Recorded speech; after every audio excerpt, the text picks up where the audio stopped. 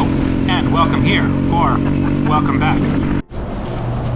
For the previous 2 days, we've had a whole whack of rain, so everything's all super soaked, and I want to go out and see a couple of waterfalls, but I don't want to ride my TU250 because I do actually kind of love it, and I don't want to get it all dirty and nasty. However, I have just the vehicle for getting dirty and nasty, and it's proven itself time and time again. That's right, it's the Honda Ruckus. And this time, as with happens to me every time, I set out to do a reasonably short ride, and this one really got away from me and took a long time. But it was a great ride. It was a pretty nice day.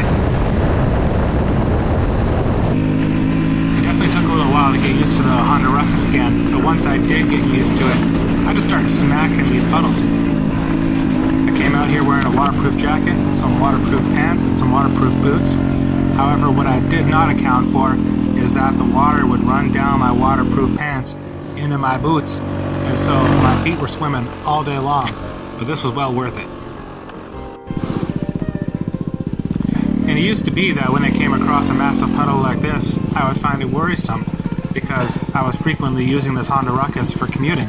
However, I'm not using it for commuting anymore, which means that it gets slightly more abuse. Not that I abuse it, but I'm a little less worried about ruining it because my livelihood does not depend on this thing anymore. But I don't think you even could ruin a Ruckus even if you tried, because I already sank this thing in a previous video and it fired right up.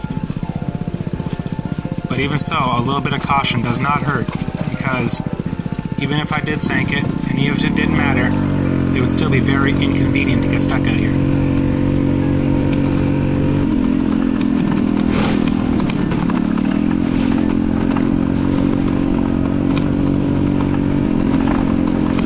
The reason why this ride took so much longer than I thought it would was because at the very first opportunity for me to take a wrong turn, I did.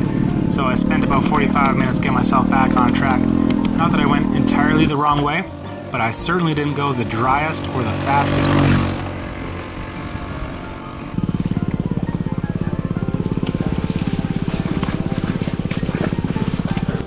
Sometimes I actually worry I might be getting a little bit too map dependent.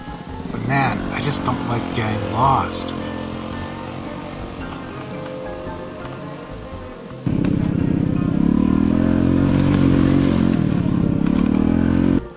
This was only the first of many boot dumps, but after this, with fresh feet, upwards and onwards.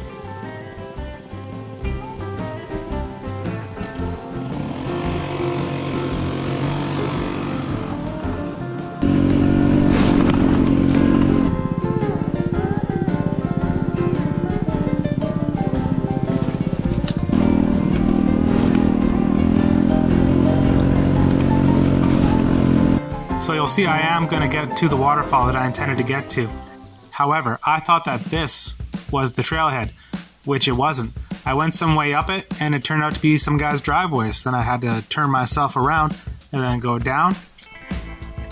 And then I went down, and there was no trailhead. And then I came back up a little ways, and it looked like there was somebody else's driveway, which I now think was the trailhead, but I never actually did find the trailhead.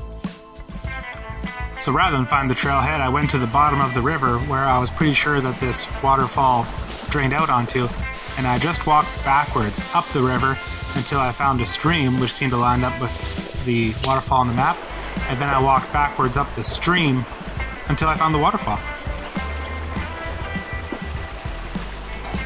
So after walking in soaking wet chest-high grass for about 5 kilometers, switching to this rocky creek bed was a really nice change of pace.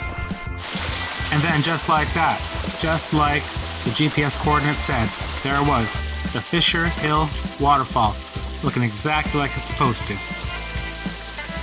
And the entire area around this waterfall, due to all the moisture, it kind of felt like somebody had come down here and then brushed all the rocks with Vaseline and then gone over it again with synthetic motor oil, and then gone over it again with moss, and then kept it damp for 70 years. That's kind of a little bit of how slippery all these rocks felt.